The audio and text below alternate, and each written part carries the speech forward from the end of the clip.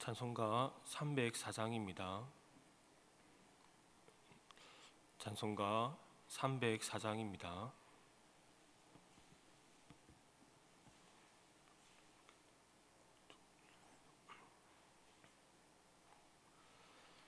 그 크신 하나님의 사랑 말로 다 영영 못하네.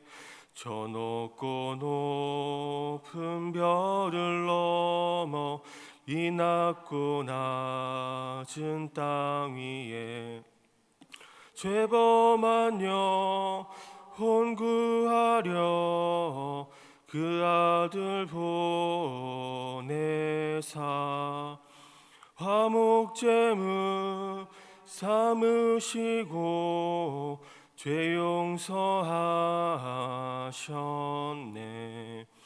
하나님 크신 사랑은 측량 다 못하네. 영원히 변치 않는 사랑 성도여 찬양하세. 괴로운 시절 지나가고 땅 위에 영화쇠할 때 주 믿지 않던 영혼들은 외쳐 울어도 주 믿는 성도들에게 큰 사랑 베푸사 우리의 죄 사했으니 그네 잊을까. 하나님 크신 사랑은 측량 다 못하네. 영원히 변치 않는 사랑 성도여 찬양하세. 하늘을 두 마리 삼고 바다를 먹물 삼아도 한없는 하나님의 사랑 다 기록할 수 없겠네.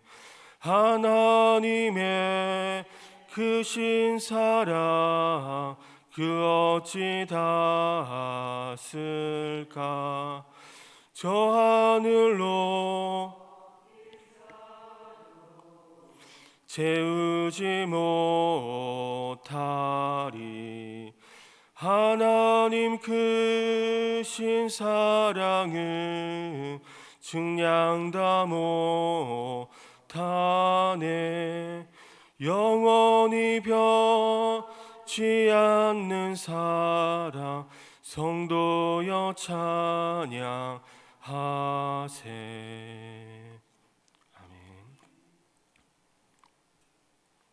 하나님 말씀은 마태복음 22장 34절에서 46절까지 말씀입니다. 마태복음 22장 34절에서 46절까지 말씀 교독하시고 마지막 절을 같이 읽겠습니다. 예수께서 사두개인들로 대답할 수 없게 하셨다 함을 바리새인들이 듣고 모였는데, 선생님, 율법 중에서 어느 계명이 크니이까?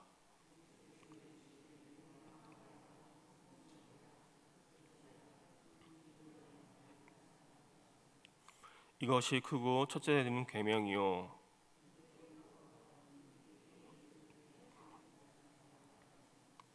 이 두 계명이 온 율법과 선지자의 강령이니라.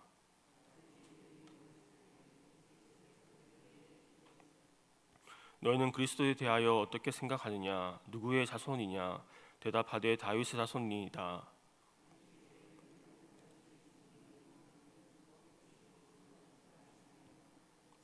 주께서 내 주께 이르시되 내가 내 원수를 내 발 아래에 둘 때까지 내 우편에 앉아 있으라 하였느나.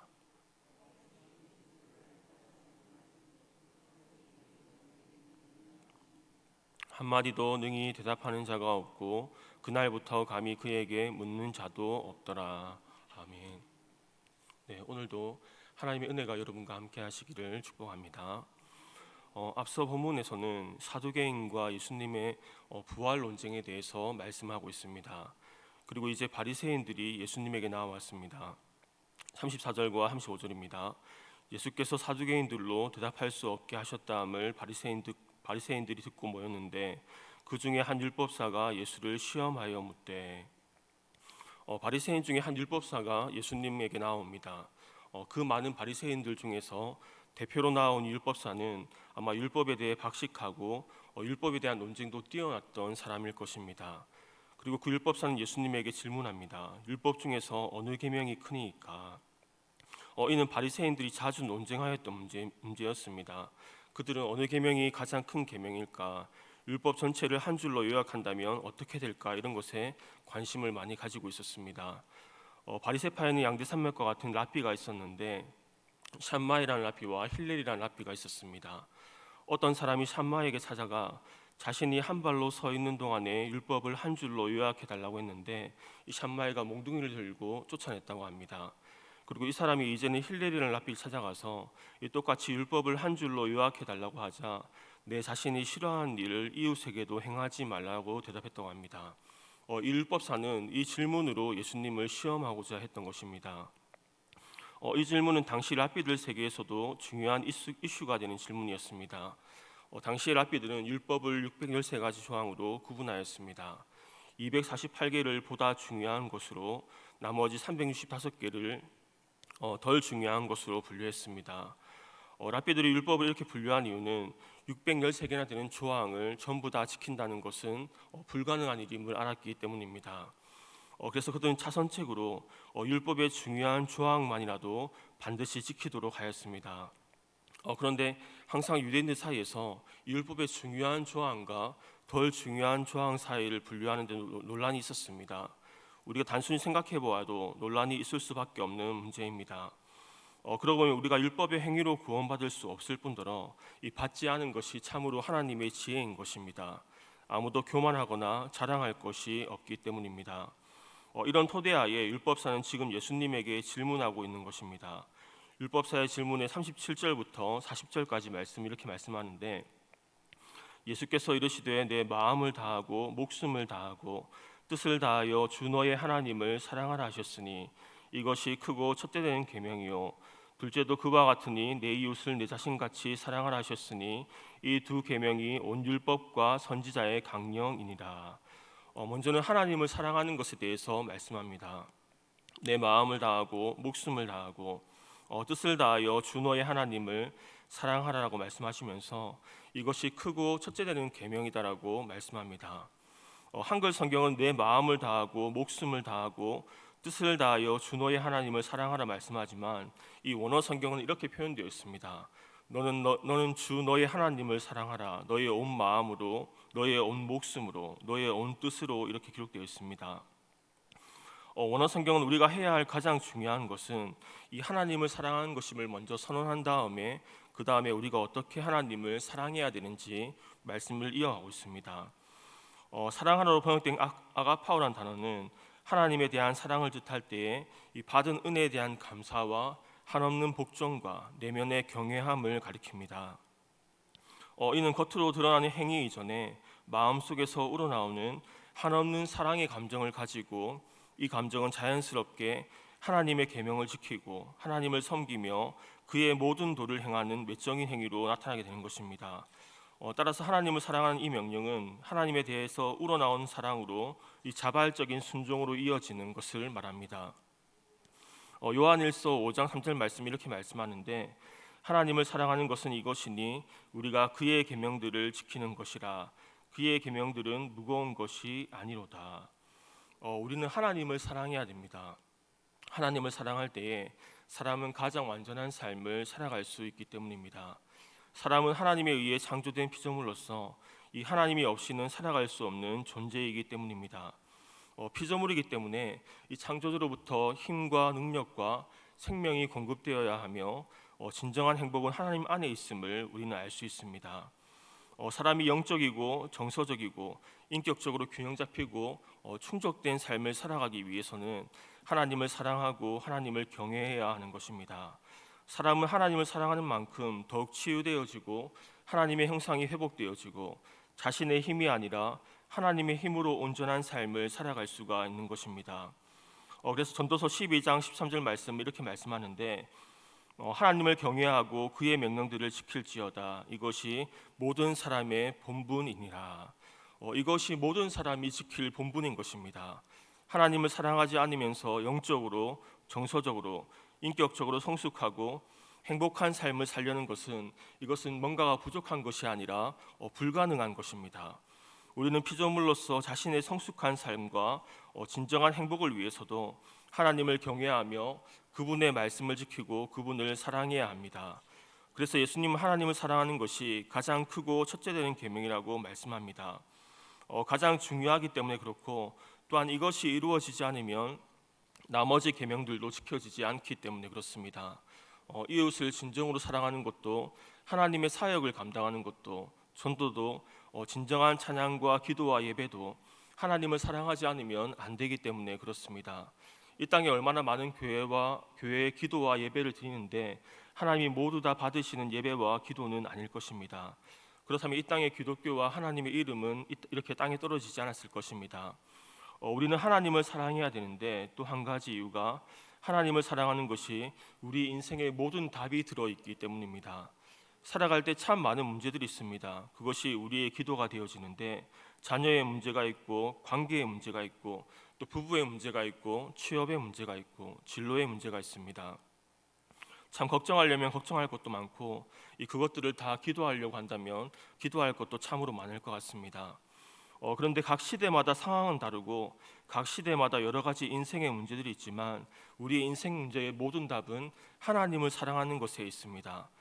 성경 속의 호세아 시대를 보면 하나님을 떠나 있던 시대였습니다. 그러면 그 시대 가운데 얼마나 많은 문제들이 있었겠습니까? 그들의 마음에 음란이 가득하고 우상이 가득하고 또한 하나님을 떠나서 관계가 깨어지고 마음이 깨어지고 많은 문제들이 있었을 것입니다.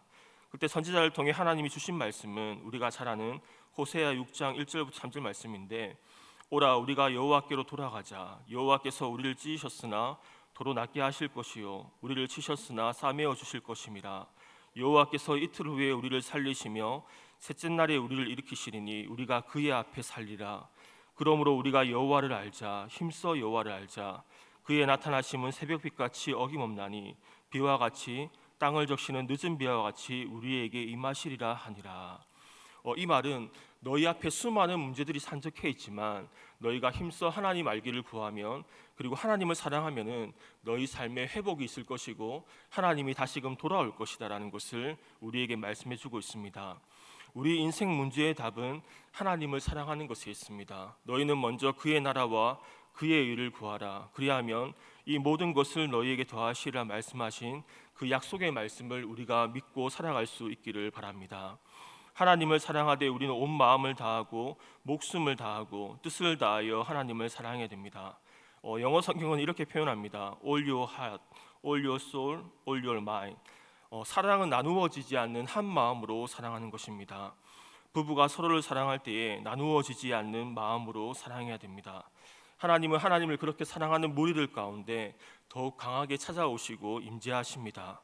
만약 이곳에 우상이 가득하고 죄가 가득하고 욕심이 가득하고 경건의 모양이 없다면 하나님은 이곳을 기뻐하지 않으시고 하나님이 기쁘게 찾으시는 성전은 되지 않을 것입니다. 그러나 이곳에 정말로 온 마음을 다하여 하나님을 사랑하는 사람들이 많이 있다면 이곳은 하나님이 기뻐하시는 성전이 될 것입니다. 구약 시대의 다윗의 장막은 외형적으로 별 볼 일 없는 장소였습니다. 그러나 그곳에 늘 하나님을 예배하는 사람들이 있었고 하나님께 늘 기도하는 사람들이 있었습니다. 하나님은 그곳을 기뻐하였고 하나님의 아름다운 추억이 되는 장소였습니다. 하나님은 그렇게 하나님을 온 마음을 다해 예배하고 자신을 찾는 사람들을 잊지 않으셨습니다. 사도행전 15장에 이렇게 말씀합니다. 이후에 내가 돌아와서 다윗의 무너진 장막을 다시 지으며 또 그 허물어진 것을 다시 지어 일으키리니. 하나님은 신약 시대의 교회가 그러한 장소가 되기를 원하셨습니다. 우리 모두가 하나님을 온 마음을 다해 사랑함으로 이곳에 하나님의 시선이 머무르고 하나님의 마음이 머무르는 성전 되기를 바랍니다. 그리고 예수님은 하나님을 사랑하는 것에 이어서 이웃을 사랑하는 것을 말씀합니다. 39절 말씀입니다. 둘째도 그와 같으니 내 이웃을 내 자신같이 사랑하라 하셨으니, 둘째도 그와 같으니 이 말은 첫째와 같다는 겁니다. 둘째도 동등한 위치에 있다는 것입니다. 그리고 내 이웃을 내 자신같이 사랑하라고 말씀합니다. 우선은 앞서 말씀드린 것처럼 우리가 하나님을 사랑할 때에 이웃을 진정으로 사랑할 수 있고, 또한 하나님과의 관계도 이웃과의 관계가 영향을 미침을 보게 됩니다. 이 사람과의 관계가 좋지 않을 때 하나님과의 관계도 영향을 받게 되는 것을 우리는 다 경험하게 될 것입니다. 부부와의 관계가 좋지 않을 때 이 하나님과의 관계도 뭔가 꺼림직함을 느끼게 됩니다. 그래서 이웃과의 관계도, 다른 사람과의 관계도 하나님과의 관계를 우리가 소중히 여기는 것처럼 소중히 여겨야 하는 것입니다. 이웃과 좋지 않은 관계를 가지고 하나님과 좋은 관계를 가질 수 없습니다. 그래서 마태복음은 형제와의 관계가 좋지 않을 때 예배드리기 전에 먼저 화목하게 한 후에 예배드리라고 말씀하고 있고, 성경은 남편에게 기도가 막히지 않기 위해 아내를 소중히 여기라고 말씀해주고 있습니다. 또한 사람과의 관계 속에서 이 하나님의 뜻 가운데 좋은 영향을 미치면 미칠수록 하나님과의 관계는 더욱 깊어지는 것을 우리는 보게 됩니다. 예를 들어서 모세가 그에게 맡겨진 사람들을 하나님의 뜻 안에서 더욱 잘 돌아보고 섬길수록 하나님은 모세를 더욱 깊은 친밀함으로 인도하시고 더욱 깊은 은혜로 인도하시게 되는 겁니다. 사람과의 관계 속에서 잘 섬기고 순종하면 그 하나님의 권세가 임하고 하나님과의 관계가 더욱 깊어지게 되는 것입니다. 이처럼 다른 사람과의 관계도 하나님과의 관계만큼 소중하다는 것을 우리는 기억하며 살 수 있기를 바랍니다. 그리고 본문의 41절부터 46절까지는 예수님이 바리새인들에게 질문하는 것을 기록하고 있습니다. 그리스도가 누구의 자손이냐라는 질문했고, 바리새인은 다윗의 자손이라고 대답하였습니다. 당시 유대인들은 그리스도가 다윗의 자손이라는 것을 모두 인정하고 있었습니다. 구약의 예언대로 그리스도가 다윗의 자손으로 오실 것이라고 확신하였습니다. 다윗이 강한 힘으로 나라를 다스렸듯이 오실 그리스도도 강한 힘으로 로마라는 나라를 몰아낼 것을 기대했습니다. 그리스도를 다윗처럼 탁월한 인간으로 생각한 것입니다. 그런데 유대인들의 생각은 거기까지였습니다. 그래서 예수님은 그리스도가 그 이상 되는 존재임을 말씀해주고 있는데, 시편 110편 1절 말씀을 인용하면서 이 그리스도의 정체에 대해서 말씀해주고 있습니다. 주께서 내 주께 이르시되라는 다윗의 고백처럼 이 그리스도는 하나님과 같은 신적인 존재임을, 원수를 바라에 둘 때까지 하나님의 우편에 앉아 계시는 분임을 이 그리스도의 신성에 대해서 말씀해주고 있습니다. 그리고 그 예수님의 질문과 대답에 이제 아무런 대답도 할 수 없음을 보게 됩니다. 그 예수님의 말씀이 맞음을 그리고 그들이 느끼고 있었던 것입니다. 예수님의 말씀은 능력이 있고 권세가 있었습니다. 오늘 본문도 그렇고 22장 22절도 그 예수님의 말씀을 듣고 놀라며 예수님을 떠나갑니다. 33절도 무리가 듣고 그의 가르치심에 놀랍니다. 그리고 오늘 본문도 아무 말도 하지 못하고 돌아가게 됩니다. 이 말은 예수님이 말씀하실 때 그들의 마음에 와닿고 그들의 마음에 공감이 이루어졌다는 것입니다. 성령의 역사 가운데 귀한 한 가지는 그 한 가지가 마음에 와닿게 되어지고 많은 공감을 일으킨다는 것입니다. 사도행전 5장을 보면 베드로와 사도들이 공회 앞에 서 있습니다. 그리고 그들의 발언으로 인해서 그곳에 모인 사람들이 그들을 없이하고자 합니다. 그리고 그 당시에 율법 교사로 모든 백성에게 존경받는 이 가말리엘이라는 사람이 사도들을 내보내고 그들에게 발언합니다. 이전에 일어났던 드다나 유다나 선지자들에 대해 이야기하며 이 소행이 사람으로부터 났으면 무너질 것이고 하나님으로부터 났으면 하나님을 대적할까 두렵다라는 말을 하는데, 이 사람의 발언이 그들을 잠잠하게 하였습니다. 성경을 보면 그 말을 듣고 그들이 옳게 여겨라고 말하는데 그곳에 있던 모든 사람들이 공감하였던 것입니다. 노예 같은 곳에 가보면 많은 분들이 발언을 하게 됩니다. 장로님들도 발언하고 목사님들도 발언하는데, 어떤 분들이 발언을 하면 이 다른 분들이 공감이 잘 이루어지지 않고 성령이 별로 역사하지 않는 것을 보게 됩니다. 그런데 어떤 분들이 발언을 하면 사람들이 공감을 하고 수긍을 합니다. 이 성령은 진리의 영으로 진리 가운데 역사하시고 또한 마음 가운데 공감을 불러일으키십니다. 그것이 성령의 역사 중에 하나인데, 이 사무엘의 말이 하나도 땅에 떨어지지 않았다는 말은 사무엘이 말을 할 때에 각 사람의 마음 가운데 심겨지거나 각 사람의 마음에 필요하거나 중요한 말이었다는 것입니다.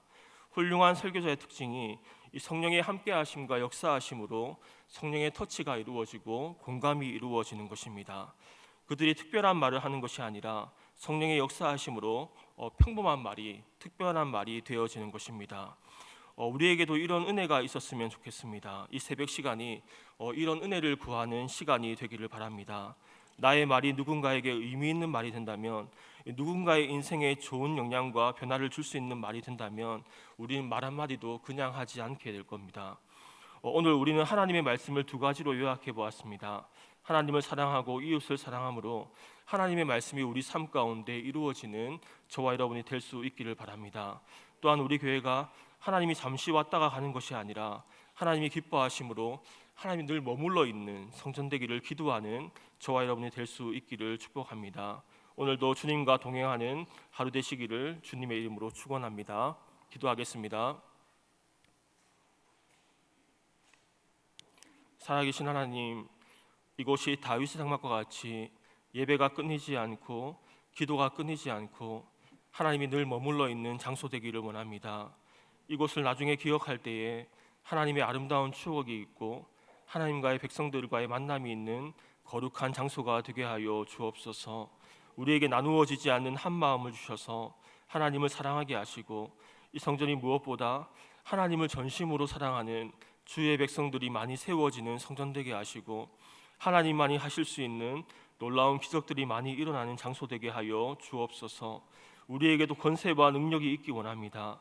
우리의 말로 인하여서 다른 사람들의 삶이 변화되어지고 어두움에 있는 자들에게 길을 보여주고 위로가 필요한 자들에게 힘을 주며 마음속에 사랑을 일으키는 사무엘과 같이 우리의 말이 땅에 떨어지지 않게 하시고 예수님처럼 사람들의 마음에 와닿고 하나님을 느끼게 하는 말을 하게 하여 주옵소서.